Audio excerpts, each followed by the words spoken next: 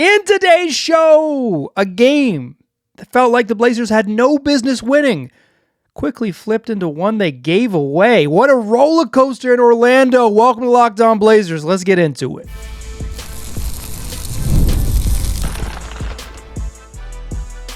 You are Locked On Trailblazers, your daily Portland Trailblazers podcast, part of the Locked On Podcast Network. Your team every day. What up, world? It's your past first point guard and Trailblazers reporter Mike Richmond. You listen to another episode of Locked On Blazers, part of the Locked On Podcast Network, available wherever you get podcasts and also on YouTube. Thanks for making this show your first listen, coming at you each and every weekday, Monday through Friday. So make it a part of your daily routine, make it your first listen, tell your friends to do the same. Locked On Blazers, your team every day. What a roller coaster in the city. Beautiful. The Blazers go into Orlando and lose 115-112. We're going to talk all about it in today's show. A game that it felt like the Blazers had no business being in. It's just like, oh yeah, hey, they're just, this isn't going to happen for them. To flipping the script in the final seconds, felt like they kind of gave one away in the very end.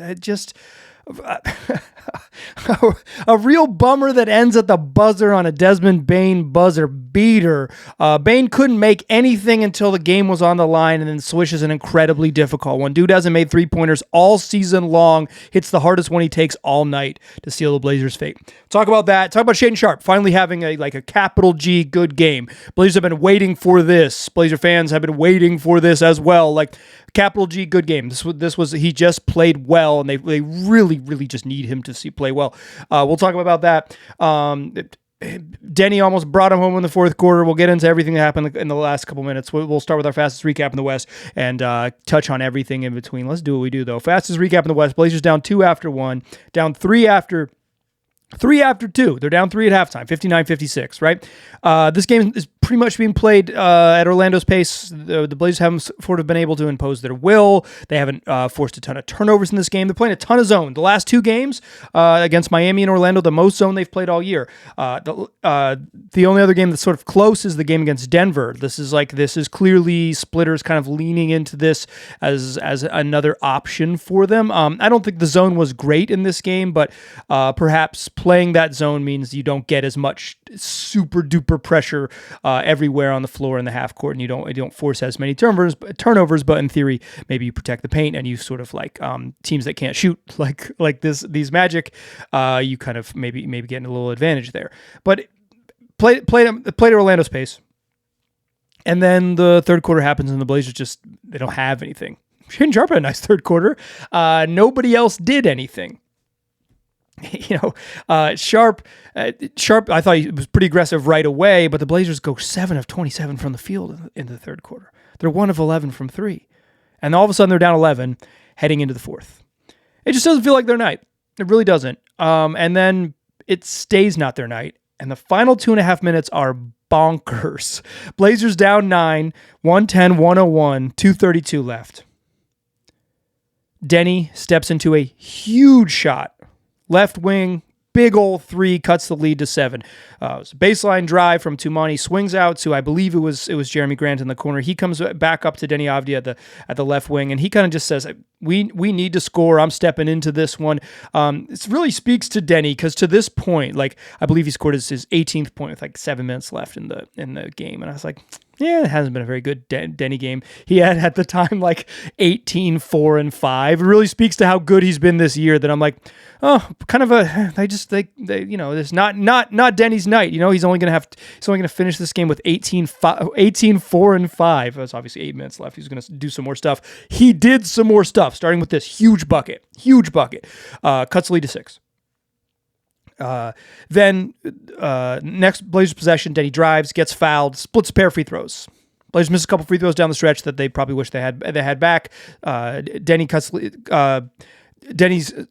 split cuts the lead to 5.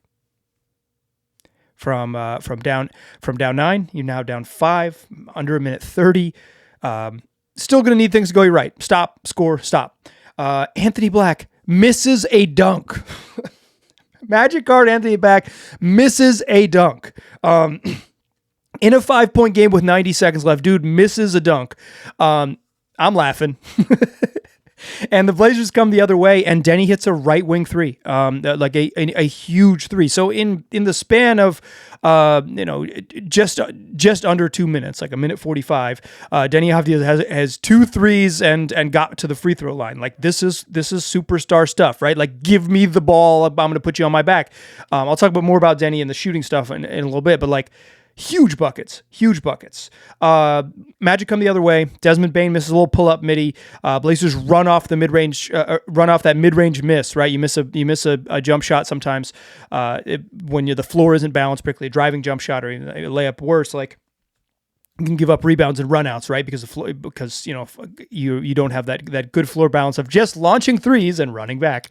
But it is the Blazers push in transition, and Shaedon Sharpe has a chance to have a huge bucket. Foul, and as he goes up drawing the foul, Anthony Black blocks the shot, and they call a goaltend initially. So now what we are looking at after the 2 Deni buckets and the free throw is it's going to be a tie game, and Shaedon Sharpe's going to be at the free throw line with a chance to go up 1. But on review, they say that it's that it was a clean block and not a goaltend.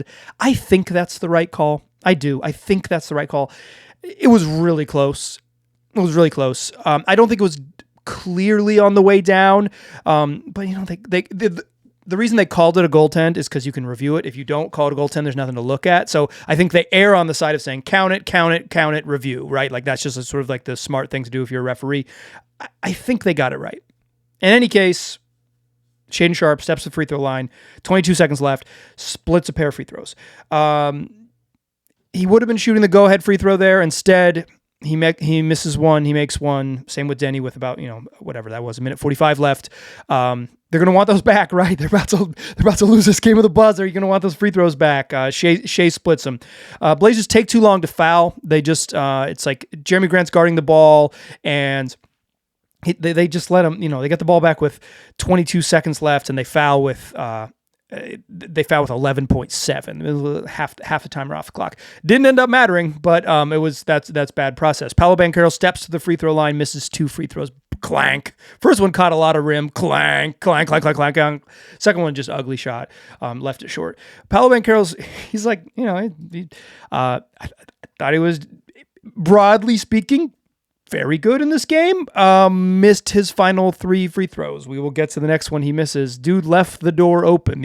Those were some bricks. So now the Blazers get the rebound. They can take a timeout. You're down 2. So you're down 1. 110-109.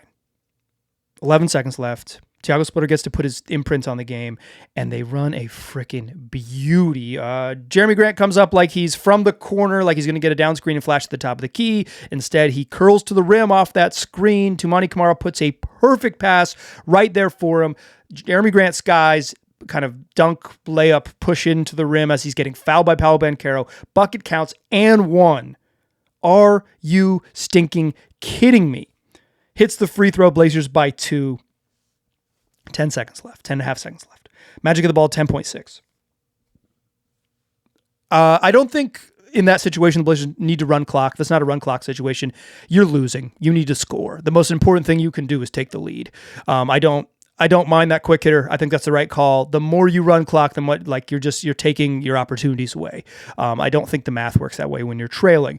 The Magic, though, down 2, they're going to go quick, right? Paolo Banchero just blows past Toumani Camara. They run a little like ghost screen, so you see the Blazers run this action a bunch. Paolo Banchero gets the ball at the top of the key, and Franz Wagner kind of runs by him, but doesn't really set a screen and kind of fakes like he's going to set a screen. And you put 2 hands on the defender to kind of like get him to think you're going to set a screen, then you run away, right? It's kind of just like a little sprint action to cause a little distraction and maybe open up a side of the floor because it's like a cut where you kind of sort of interact with the ball.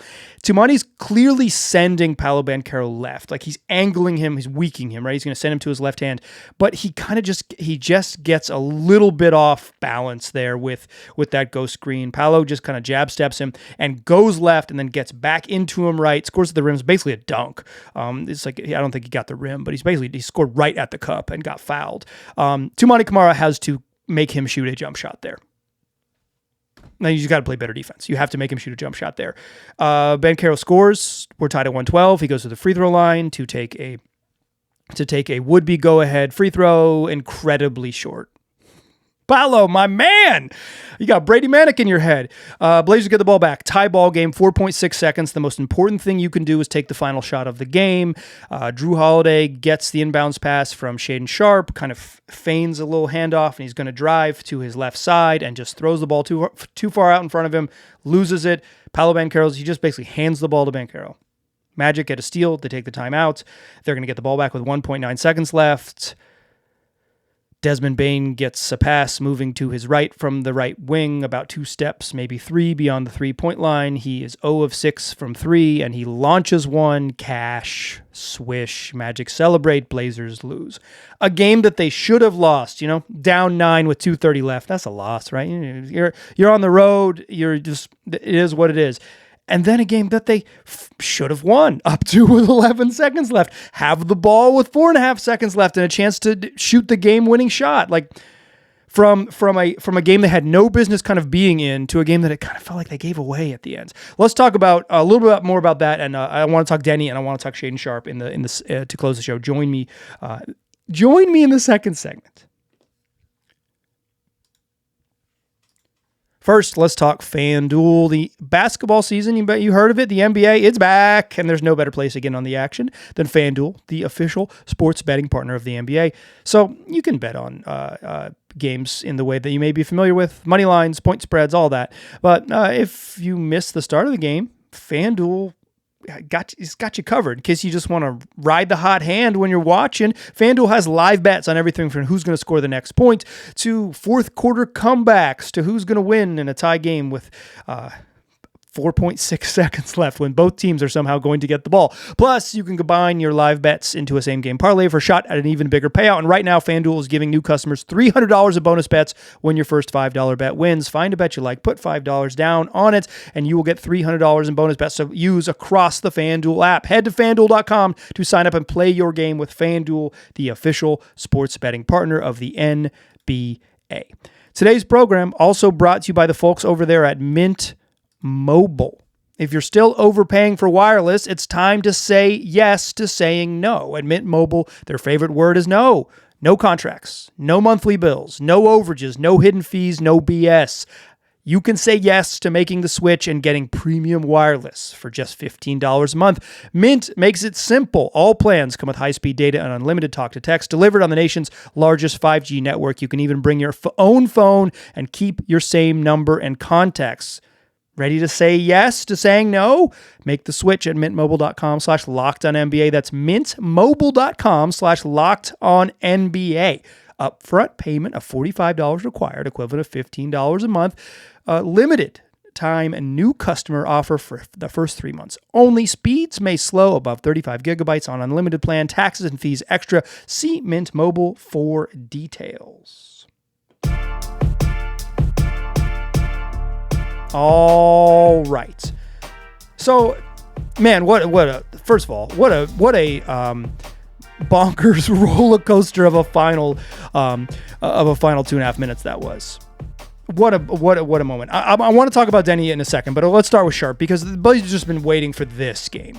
He finished with 31 points on 12 of 18 shooting. He took just 5 3-pointers. He didn't launch incessantly from 3, and he only took 1. He scored 20 of his 31 in the second half, but 11 in the first half is on pace for 22. 11 in the first half with just 1 3-point attempt.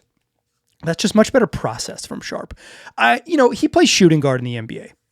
He's gonna have to shoot threes. if he's gonna be a starting shooting guard in the league, he's gonna have to shoot threes. That's the it's just right there in the name, y'all. They don't call him the pretty good slashing guard. And also Sharpe doesn't have a lot of other secondary skills. He's not a high level passer. He can be a good rebounder, but I don't think he does it really consistently. He's turned into a totally neutral defender this year. Occasionally, sometimes bad, but has enough good moments that I would call him a neutral defender on the season. But he's going to have to score. He's going to have to score. And tonight he scored. I thought he had really good process getting into the shots he wanted. And also thought some of this was just ball go in shot making, right? Like I thought he did a good job of getting himself into mid-range jumpers that he's comfortable with. I thought he did a good job of attacking the rim, both at sort of an opportunistic, grab a loose ball and push it to the rim and score, and like methodically come off a screen and get downhill, a little give him the little hesitation, hang dribble, and then explode to the rim, cut into space with the point, with like the sort of emphasis to go up. I thought he did a good job, and he got himself to some mid-range jumpers he could make. I thought to open the fourth, he was good right out of the second half. I thought he was aggressive and played solid. But like his fourth quarter, he has a 3 and a layup, and another 3. He has an early 8 points before the 8-minute mark of the fourth quarter. Denny had a monster fourth, right? Like Denny had a perfect shooting 11-point fourth quarter, but Shea had 8 in the first, first 5 possessions. He had 8 points, and he scored, 10 in the fourth. Like, dude had they just need him. They need him to have that type of game. Like even like in a perfect, like Denny has 27, Shea has 31. That might be, Denny's scoring a lot of points this year, but like I think it might be a little greedy to be like, well, if they just combine for 58 every night, like the Blazers will have a chance. But like in the games recently where Deni has had these like kind of monster box score nights and scoring 30 and posting like near triple doubles and 30, he's just begging for anyone else to have a good night. And it hasn't been like that Sharpe hasn't had like, he's had decent nights. I actually think over the last 4 or 5 games he's been like clearly better than the beginning of the season. The shot hasn't come around and maybe he's just never going to be a good shooter, but clearly Sharpe has been playing better. I don't mean to suggest that this is the first time he's ever played well, but I think this is the first time that his is like a capital G good game. They really they couldn't get anything going in the third quarter. He was the only guy who was scoring, and then in the fourth quarter he really sets the tone early, and then he has almost an and one go ahead bucket in the closing seconds. Like they just need this from him. Again, like he's maybe not going to have a lot of secondary stuff to his game. His value to this team is scoring and scoring efficiently. I've kind of joked with some friends that Shaedon Sharpe has like a superstar skill set and like a role player skill level. And that's kind of mean, but like there has been some truth to that this year, right? Is like the thing that he's doing is shooting a lot and not a lot of other stuff. And like, so like he's going to shoot. And they need him to shoot, and they need him to be aggressive, and they need him to to be, they need him to be a relatively high usage guy. This was the first time that it all kind of clicked for him, and the shot making was there, and the decision making kind of lined up with it. Only 1 3 in that first quarter. He finished just taking 5 threes. Makes 3 out of 5, right? Like some of this is just like ball go in, and I know that I am. Like everyone else, when guys make shots, it's like, well, he played so well and he was so smart about it. And like he takes a step back in the fourth quarter. He made a layup and he made a 3 and he gets his rhythm a little bit and takes a step back and like cashes one in the fourth quarter. And it's like, okay, let's go. I even got a text message from a local radio host. We'll call him Brandon Sprague, just to throw a name out there. But he was like, is this baby Kobe as he arrives? It's like, relax, Brandon. Just kidding. I'm going to be on Sprague's radio show tomorrow morning. Listen to me there. But like it is the skills. The skill is there for Sharpe. I think the question is just like, can he hit this with any consistency? This is the first time this year that he's had one of these like capital G good games, right? Like no doubt about it, no caveats, no like, yeah, he went 1 of 6 from 3, but or like, he shot 6 of 21 from the floor, but I thought his defense was good. No, this is just like he played well in this game. Missed a free throw that would have won it back, sure. I thought he was. I really do think this was. I don't mean to say like this is the thing he's going to build on. I'm not trying to sell you on that. What I want to sell you on this is with like this very simple idea with Shaedon Sharpe. Started out really rough this year. Clearly dealing with a calf injury, or an injury, right? During the broadcast, as I had speculated on the show, he kept playing like exactly 24 or 25 minutes, and I kept saying on the show like they're clearly limiting his minutes. They haven't said it, but they're like clearly they're capping his minutes. And today during the broadcast, there was an interview where Tiago Splitter said he was coming off a minutes restriction. Yeah, clearly. It just was too obvious watching the way they manage his minutes, right? They just like weren't letting him run up his minutes. But he was not in the injury report heading into this game. He had been listed with this left calf soreness, and I think it maybe had another name at some point, but left calf soreness. Not on the injury report heading into this game. That doesn't mean that he's like fully healed, right? It just means that they're not going to. He's beyond the point where they need to talk about it. Like NBA injuries kind of work that way, right? If you're at some point, if you're healthy enough to play every single night, they don't need to keep planting the seed that maybe you won't play. So like, I think there's some health stuff. I think there was some adjustment to the style of play this year, and then I think he was pressing a little bit. I think like the sort of a very basic thing is like he just was like Shaedon Sharpe struggled, and I think maybe his body wasn't right, and then he's like, okay, I am going to just be aggressive and shoot my way out of this, and like some of the challenge for him is like harnessing the talent, like what are good shots, what are bad shots. But also like being aggressive, but being intelligent about how you are aggressive. So it's not just like what are good shots, what are bad shots. When is it time that I need to take one? Like when is it time that I need to be aggressive? And particularly coming off the game that he had where he like passed up a crunch time 3 against the Heat. And it's just like there's 40 seconds left in a 5-point game. You're taking you got a wide open corner 3. You have to shoot it. To have him come out like this and not take threes, like clearly go to get to his mid-range comfort zones and get inside the paint. I thought it was a mature game from him. The question for Sharpe is not whether he's capable of doing this once or even like 4 times. The question is, can Sharpe hit the high notes enough? We'll see. Let's talk Deni Avdija to close the show and a little bit more about this crunch time performance. Because boy, did Deni get going in that fourth quarter. And like, he kind of started to answer some questions that I think are the big picture questions we have with Deni, even during this breakout campaign that he's had this year. We will talk about that to close the show. Join me there, won't you? First, though, let's talk game time. You want to get in the arena? Of course you do. There's nothing more fun than during the NBA season than getting in the arena. It's fun to be there to experience the moments, but getting tickets can be a total headache. That's where Game Time comes in. It's the app that gives fans the advantage. It's your ultimate life hack for scoring amazing NBA tickets fast, easy, and stress-free. So what I like about Game Time is the app is super easy to use. You say, I want to go to a game at the Moda Center. You type in Portland Trailblazers. The venue comes up right away. And what you see is what you get. When you're looking on their very clean, easy to use app, the prices that are just popped up all around the arena, that's exactly where you're going to sit. That's exactly how much it's going to cost. Super simple. If you've never been to the Moda Center before and never sat in that section, they got 360 views. So you can say, hey, what's it going to look like? You can click through to the view and see exactly what it's going to look like from that seat. So take the guesswork out of buying NBA tickets with Game Time. Download that Game Time app, create an account, and use the code LOCKEDONNBA for $20 off your first purchase. Terms apply. That's code LOCKEDONNBA, LOCKEDONNBA for $20 off. Swipe, tap, ticket, go. Today's program is also brought to you by Robinhood. Your ambition just met its match with Robinhood. You play for the win, not just on game day, every day. Locking in on every opening, beating your PR, beating it again.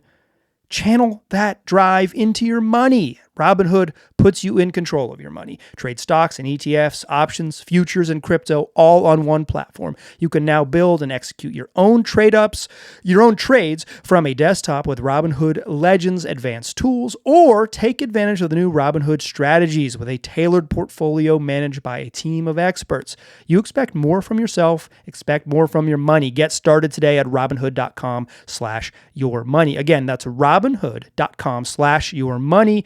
Your money, your move. Still a pass first point guard. I'm still Mike Richmond. You're still listening to Locked On Blazers. I mentioned this early in the show, but it's like Deni Avdija's got 16, 3 assists and 5 rebounds heading into the fourth quarter. And I'm like, man, Denny's not having a good game. And that kind of he's just been so good lately that a dude kind of barreling towards a 25-5 game. And I'm thinking I'm literally watching the game thinking to myself, they needed more from Deni tonight. And then of course he has the fourth quarter that he has.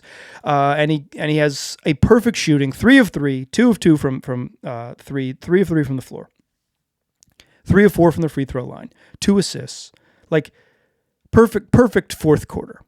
hits a three with 2:30 left to kind of say like, okay, we're down 9. Let's give ourselves a chance.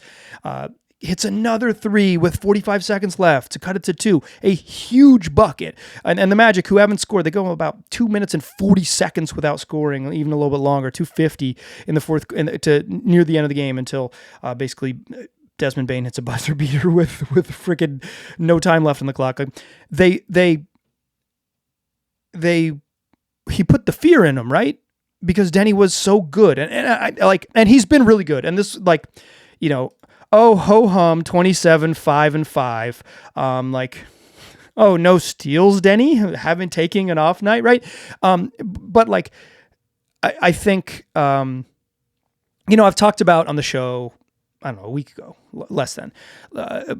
I did a show about like the Blazers' identity, and a big part of their identity is how good Deni's been. And I mentioned that show. It's like he's had all-star level production, and so much of like making the all-star team for Deni Avdija will be about the success of the Portland Trailblazers, right? It won't, like, he might have monster numbers, but if they're not a winning team, it's going to be hard for him to make the all-star team.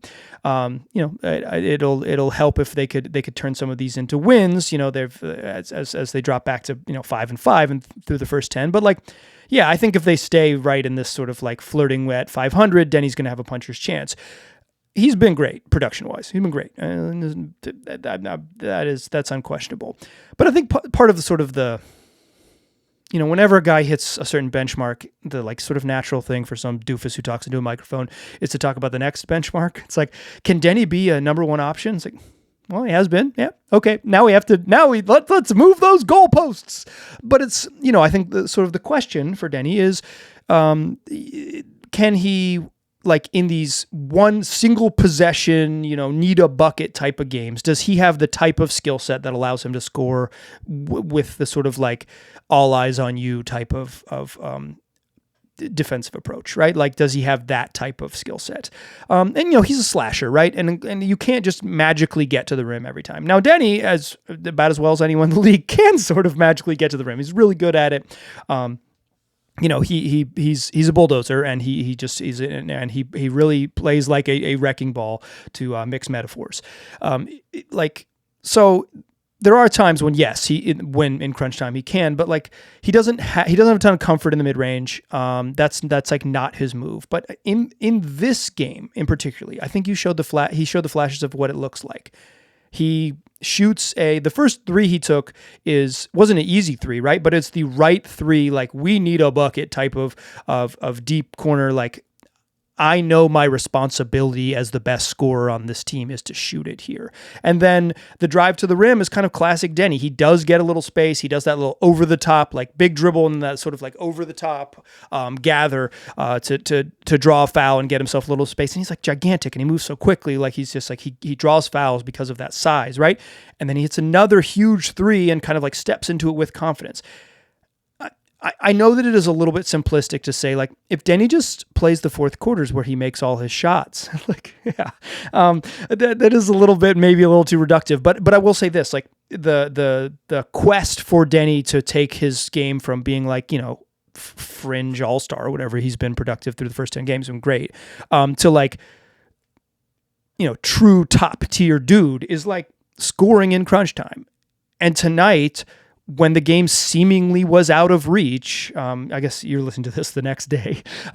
Last night's, when I'm recording on Monday evening, you're listening to Tuesday, November 11th program. But like, the next quest for him is to be this sort of like go-to crunch time scorer and have the type of versatile game that he can be that type of guy. On the year, he's shooting about just under 36% from three. He started off hotter than that, and it's like, uh-oh, if Deni's that good. But like, made 4 of 9 from three tonight, even before he made those last two. He's 2 of 7 is a totally respectable 3-point shooting performance.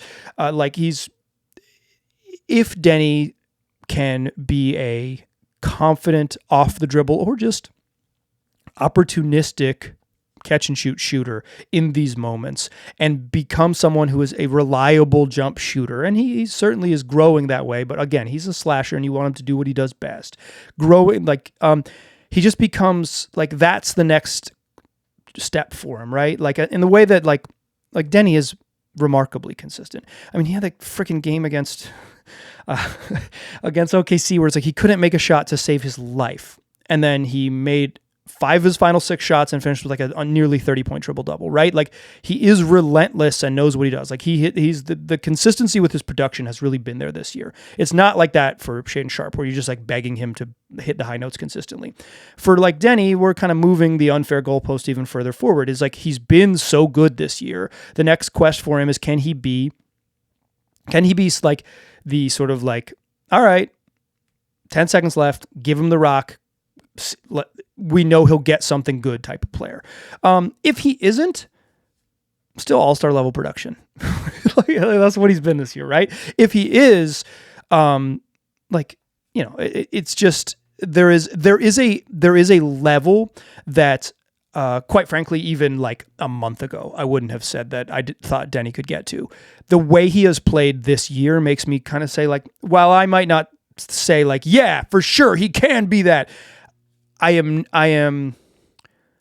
am less comfortable putting a ceiling on what I think he can be, because I think I have underestimated him. Like, when the Blazers traded for him, I thought he was a good player, right? Like, you can go check the tapes. I'm like, I think Deni's really good.